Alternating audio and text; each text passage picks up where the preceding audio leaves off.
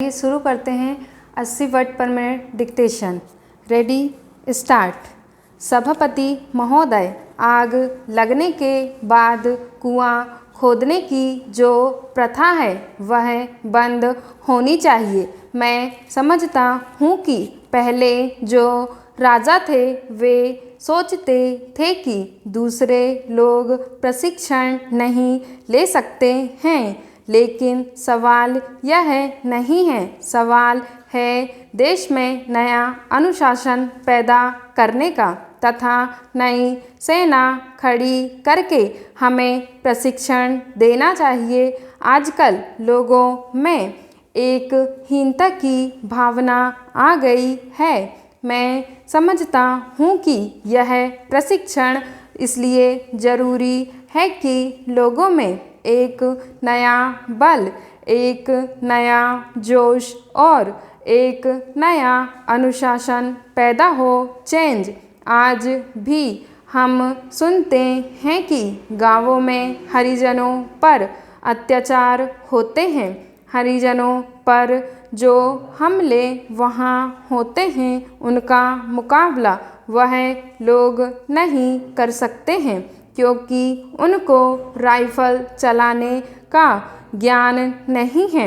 आज शांतिपूर्ण हरिजनों पर अत्याचार होते हैं। मैं तो यहाँ तक कहता हूँ कि पुरुषों की ही नहीं, महिलाओं को भी यह प्रशिक्षण मिलना चाहिए। आज हम 20 करोड़ रुपए अपनी रक्षा पर खर्च करते हैं। इसके बजाय अगर देश का बच्चा बच्चा जानदार आदमी बन जाए और राइफल का प्रशिक्षण लिए हुए हो तो मैं समझता हूँ कि इतना पैसा देश के विकास के काम में खर्च हो सकता है। लेकिन हमने कभी भी इस बात को नहीं सोचा। पहले जो इस देश के बड़े बड़े लोग थे उन्होंने अपनी राइफल ले ली, उन्होंने उसको चलाने का प्रशिक्षण ले लिया, यह समझकर कि यह काम किसी खास जाति का है। मेरा विचार यह है कि आज देश के 56 करोड़ लोग अपने अंदर एक नया आत्मविश्वास और नई शक्ति पैदा करें। इसके लिए यह राइफल प्रशिक्षण सबके लिए अनिवार्य होना चाहिए। जब यह अनिवार्य होगा तभी लोगों में आत्मविश्वास पैदा होगा और एक नई चेतना पैदा होगी। इससे लोगों में आत्महीनता की भावना मिट जाएगी और वह समझेंगे कि देश की रक्षा करने की ताकत हम में भी है।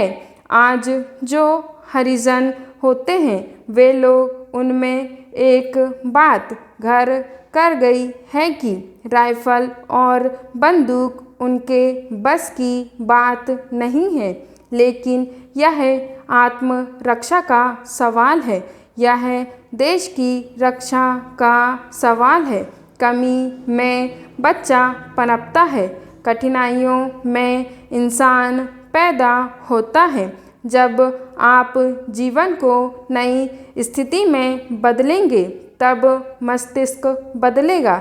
इसलिए मैं कहता हूँ कि देश के लोगों को यह प्रशिक्षण देना होगा। स्टॉप।